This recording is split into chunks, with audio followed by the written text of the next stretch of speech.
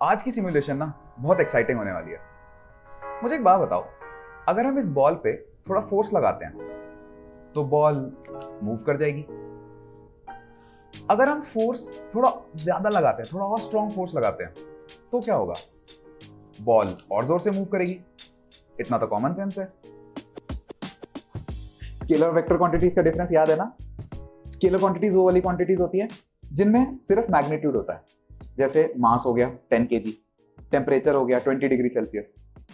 Vector quantities वो वाली quantities होती हैं जिनमें मैग्नीट्यूड तो होता ही है, बट डायरेक्शन भी बतानी पड़ेगी। बिना डायरेक्शन बताया पूरी इंफॉर्मेशन कन्वे ही नहीं कर सकते।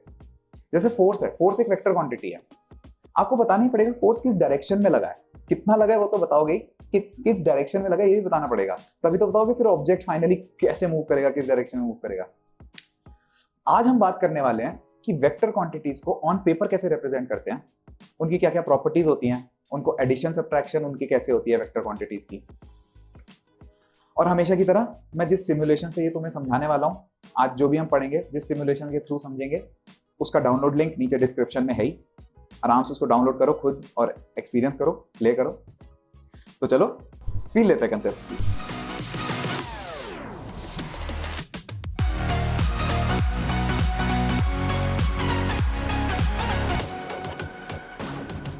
तो चलो फोर्स की बात करते हैं।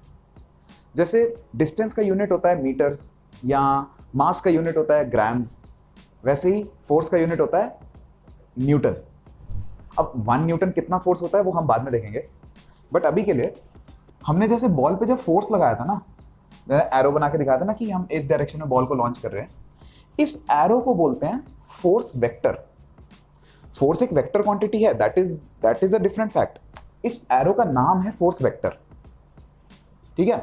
अच्छा, इस बॉल का जब हम मास बताएंगे तो हम ऐसे बताएंगे मास इक्वल टू 10 kg,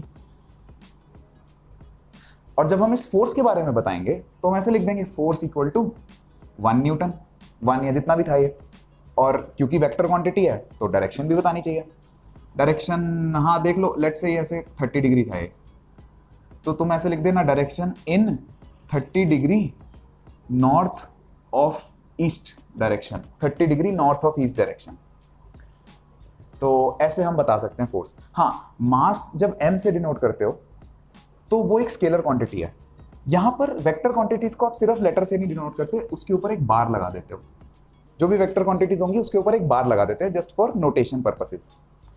अब सिमिलरली मतलब एक एग्जांपल और देख लेते हैं। लेट्स से एक मैं डिस्प्लेसमेंट की बात करूं, किसी ऑब्जेक्ट ने यहां से शुरू करके अपना कुछ ऐसे कुछ भी पाथ चला और यहां आके रुक गया, तो उसकी डिस्प्लेसमेंट कितनी होगी यहां से लेकर यहां तक। लेट्स से ये डिस्प्लेसमेंट हो गई, डिस्प्लेसमेंट को एस से डिनोट करते हैं, याद रखना। तो ये डिस्प्लेसमेंट हो गई ऐसा कुछ 10 meters east, 10 meters towards east, मतलब इन ईस्ट डायरेक्शन। तो क्योंकि ये वेक्टर क्वांटिटी है, हम लिखेंगे displacement S bar equal to 10 meter in east direction. तो अब आपके लिए एक इंटरेस्टिंग क्वेश्चन। लेट्स से कोई ऑब्जेक्ट था, उसने यहां से चलना शुरू किया और अपना कुछ भी रैंडम ट्रैजेक्टरी चला के कैसे भी घूम के यहां आके स्टॉप हो गया, तो उसकी डिस्प्लेसमेंट कैसी होगी? यहां से लेकर यहां तक फाइनल पोजीशन ये है, इनिशियल पोजीशन ये है, तो डिस्प्लेसमेंट लेट्स से ये लेंथ हो गई कुछ भी 10 मीटर्स, तो उसकी डिस्प्लेसमेंट हो गई 10 मीटर इन साउथ वेस्ट डायरेक्शन। ये होगी उसकी डिस्प्लेसमेंट। उसका डिस्प्लेसमेंट वेक्टर ये होगा, डिस्प्लेसमेंट वेक्टर एस बार ये होगा। क्वेश्चन आपके लिए ये है 2s बार का क्या मतलब होगा? लेट्स से अगर मैं तुमसे पूछूं 2s बार का क्या मतलब है, अगर s बार ही है तो 2s बार होगा एक ऐसी डिस्प्लेसमेंट जो सेम डायरेक्शन में तो है, बस उसकी डबल है, इसकी डबल है, समझ रहे हो? तो 2s बार होगा 20 meters in south west direction,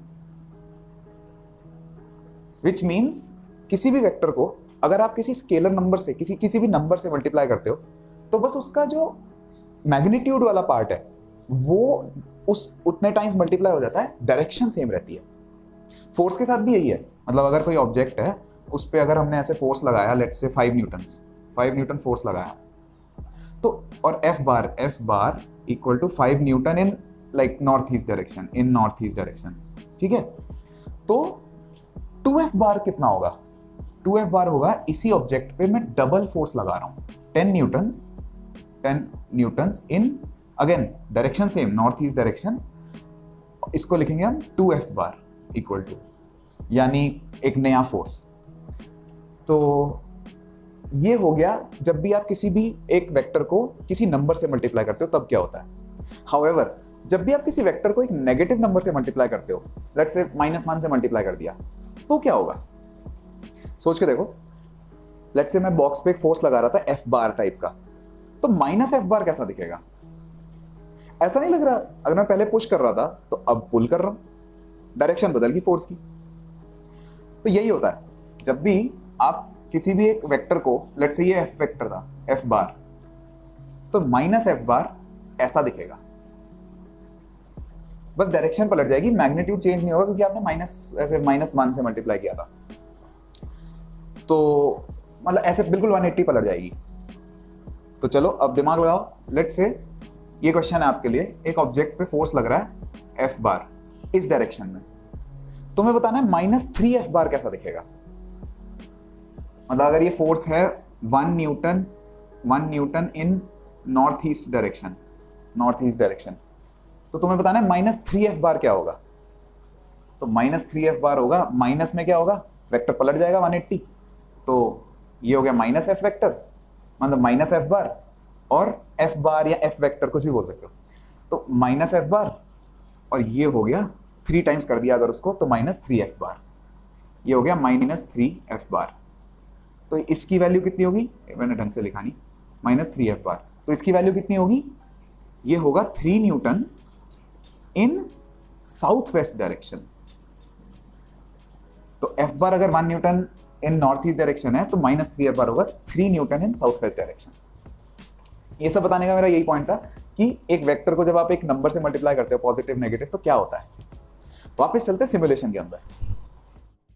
अब मान लो कि मैंने एक फोर्स की जगह इस बॉल पे ऐसे मैं 2 फोर्स लगाता हूं, तो क्या होगा। आई एम श्योर तुमने गेस कर लिया होगा, बॉल ऐसे बीच में जाएगी। अच्छा, अगर मैं एक फोर्स ऊपर की तरफ लगाऊं और 2 फोर्स नीचे की तरफ लगाऊं, तो क्या होगा, बॉल नीचे की तरफ जाएगी। ऑब्वियसली बिकॉज देखो नीचे 2 फोर्सेस हैं, ऊपर एक फोर्स है, तो नीचे की तरफ ज्यादा फोर्स है उस पे बॉल पे, तो इसलिए बॉल नीचे की तरफ जाएगी। आई एम श्योर तुमने इंट्यूटिवली ये चीजें सोच ली होंगी आराम से कि बॉल कहां जाने वाली है। लेकिन एग्जैक्टली मल्टीपल फोर्सेस जब मल्टीपल वेक्टर्स आते हैं तो क्या कैलकुलेशंस होती हैं, वो देखते हैं। अच्छा ये बताओ, मास एक फिजिकल क्वांटिटी है, फोर्स भी एक फिजिकल क्वांटिटी है। हाँ, मास स्केलर है, फोर्स वेक्टर है, बट अगर 2 मासेस हैं 10 kg और 10 kg, तो फाइनल मास होता है 20 kg, है ना, ऐसे ऐड कर सकते हैं।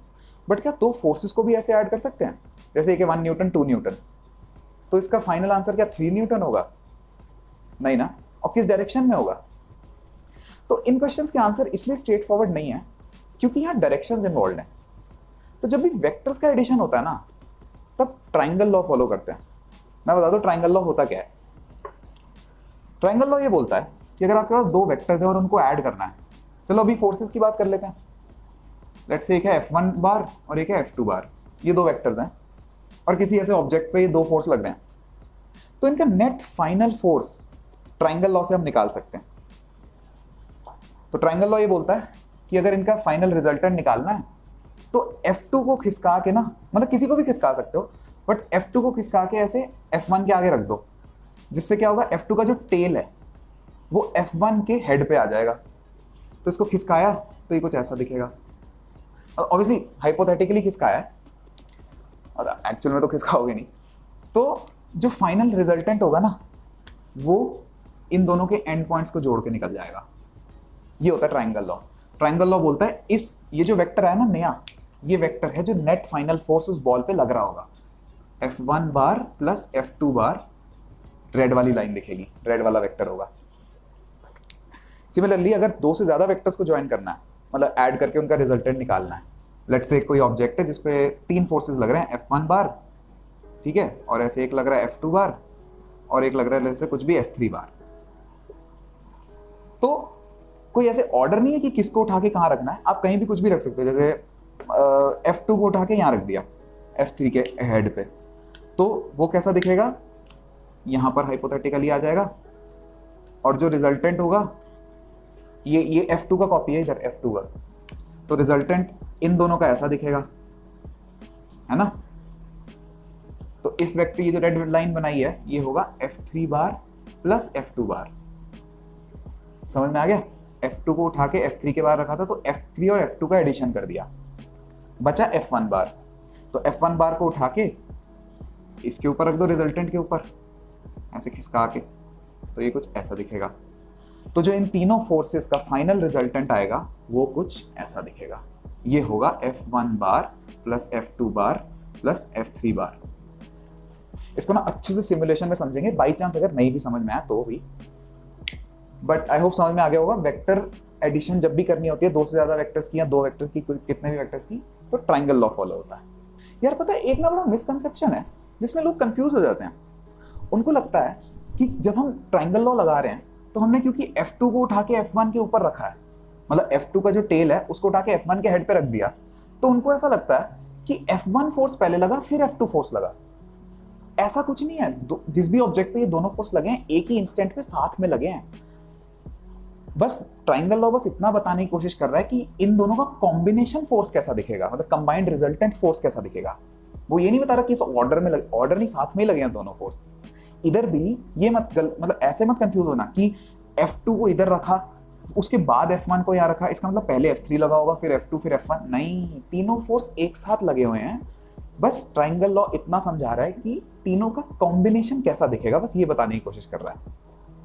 और हाँ, एक चीज और है जिसकी तुम टेंशन ले रहे हो, मेरे को लग रहा है, मत लेना, आगे हम डिराइव करेंगे। भाई अगर F1 1 न्यूटन है और F2 2 न्यूटन है, तो ये कितना होगा? 2.5 3 कितना, मतलब 4 ऐसा तो जो भी है, तो ये कितना रिजल्टेंट होगा ये हम आगे की वीडियोस में डिराइव करेंगे। टेंशन मत लो, ज्योमेट्री से डिराइव हो जाएगा। हम इन सब कंसेप्ट्स को ना लेके ना अब ट्राइंगल लॉ को ना सिमुलेशन के अंदर देखते हैं। तो अब देखते हैं कि जब हम इस बॉल पे मल्टीपल फोर्सेस लगाते हैं, तब जो उनका नेट रिजल्टेंट फोर्स है वो कैसे बिहेव करता है। तो देखते हैं। लेट्स से मैंने इस बॉल पे 2 फोर्सेस लगाए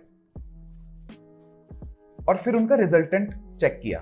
उनका रिजल्टेंट मैं शो करने जा रहा हूं, तो उनका रिजल्टेंट देखो बीच में कहीं आता है और इसलिए बॉल इस डायरेक्शन में मूव करने लगती है। अब ध्यान से देखो, जैसे ही मैं एक थर्ड फोर्स नीचे की तरफ इंट्रोड्यूस करता हूं, तो देखो रिजल्टेंट कैसे चेंज हो रहा है जैसे जैसे वो थर्ड फोर्स इंट्रोड्यूस किया मैंने, देख रहे हो। और लेट्स से उस फोर्स को मैं यहां सेट कर देता हूं, तो जो फाइनल रिजल्टेंट है वो नीचे की तरफ आ रहा है। लॉजिकल भी तो है भाई, एक फोर्स ऊपर है, 2 फोर्स नीचे है, तो मोस्टली जो नेट रिजल्टेंट फोर्स होना चाहिए वो नीचे ही होना चाहिए। तो इसलिए जब मैं लॉन्च करता हूं बॉल को, तो बॉल नीचे की तरफ चली जाती है। तो अब देखते हैं कि ट्राइंगल लॉ दिखता कैसा है। लेट्स से इस बॉल पे मैंने 2 फोर्सेस लगाए, let's say F1 and F2, और अगर मैं इनका रिजल्टेंट शो करूंगा तो तुम्हें पता ही है ऐसे बीच में कहीं शो हो जाएगा। अब मैं क्या कर रहा हूं, ट्राइंगल लॉ को ऑन करता हूं। ट्राइंगल लॉ जब ऑन करूंगा तो एक ग्रीन लाइन अपीयर होगी। ये ग्रीन लाइन आपको ये बता रही है कि अगर आपको F1 और F2 का रिजल्टेंट चाहिए ना, तो आपको कुछ नहीं करना, F2 को उठा के हाइपोथेटिकली F1 के आगे रख देना है। तो जो फाइनल एंड पॉइंट आएगा उस ग्रीन लाइन का, वो होगा आपका फाइनल रिजल्टेंट। अब लेट्स से मैं एक और फोर्स ऐड कर देता हूं बॉल पे, तो देखो रिजल्टेंट कैसे चेंज हो गया। और ये रिजल्टेंट हमें कैसे मिला है? पिछला रिजल्टेंट जो यहां एंड हुआ था, कुछ नहीं किया, F3 को उठा के उसके आगे रख दिया, और जो फाइनल पॉइंट आया वहां तक था आपका जो नेट रिजल्टेंट फोर्स था। और ऐसे ही चलता है। लेट्स से एक और फोर्स ऐड कर दिया, चलो इस बार नीचे की तरफ ऐड कर देता हूं, तो देख रहे हो रिजल्टेंट कहां जा रहा है। तो ये ग्रीन लाइन आपको ये बता रही है कि अगर ये चारों फोर्सेस बॉल पे लग रहे हैं, और एक चीज ध्यान रखना, ये चारों फोर्सेस एक साथ लग रहे हैं बॉल पे, ऐसा नहीं कि एक एक करके लगाए गए हैं, नहीं, चारों एक ही टाइम पे लग रहे हैं, एक ही इंस्टेंट पे लग रहे हैं। तो ये ग्रीन लाइन आपको ये बता रही है कि अगर ये चारों फोर्सेस एक साथ लगेंगे इस बॉल पे, तो नेट फोर्स उस बॉल पे, रिजल्टेंट फोर्स कैसा दिखेगा। जो नेट रिजल्टेंट फोर्स है उसका मैग्नीट्यूड भी ज्यादा, तुम देख रहे हो ज्यादा लंबा वेक्टर है, और डायरेक्शन उसकी तुम्हें इसी के अलोंग मिलेगी। तो अगर मैं बॉल को लॉन्च करूंगा तो बॉल कुछ ऐसी जाएगी। और हाँ, एक इंपॉर्टेंट चीज तो मैं तुम्हें बताना ही भूल गया, भाई जब दो वेक्टर्स होते हैं, हमने जब ऐड किया था दो वेक्टर्स को, लेट्स से ए वेक्टर और बी वेक्टर था, तो हमने ट्राइंगल लॉ यूज किया था। अभी मतलब फोर्सेस भी हो सकते हैं, कोई भी दो रैंडम वेक्टर्स हो सकते हैं, डिस्प्लेसमेंट वेक्टर कोई भी वेक्टर हो सकता है। जब हमने दोनों को ऐड किया था तो हमने ट्राइंगल लॉ यूज किया था, तो ऐसा रिजल्टेंट निकल के आता है फाइनल आंसर। तो ये हो जाता है A vector plus B vector. What if हमें सब्ट्रैक्ट करने हो ये दोनों वेक्टर्स, अगर एक ए वेक्टर ये है और बी वेक्टर ये है, तो ए वेक्टर माइनस बी वेक्टर कैसा होगा? तो यहां पर हम ट्राइंगल लॉ एकदम नहीं लगा पाएंगे, एक छोटा सा इंटरेस्टिंग हैक करेंगे और उससे ट्राइंगल लॉ लगाएंगे। हम क्या करेंगे, इसको लिख देंगे A vector plus minus B vector. तो अब हम क्या करेंगे, बी वेक्टर का माइनस बी वेक्टर तो हमें पता ही है, इसको पलट दो तो माइनस बी वेक्टर कुछ ऐसा दिखेगा, माइनस बी वेक्टर। और अब हो गया ये दो वेक्टर्स का एडिशन, ए वेक्टर प्लस एक नेगेटिव ऑफ बी वेक्टर। तो इन दोनों पे आप ट्राइंगल लॉ लगा दो, उससे आ जाएगा A vector plus minus B vector, यानी A vector minus B vector.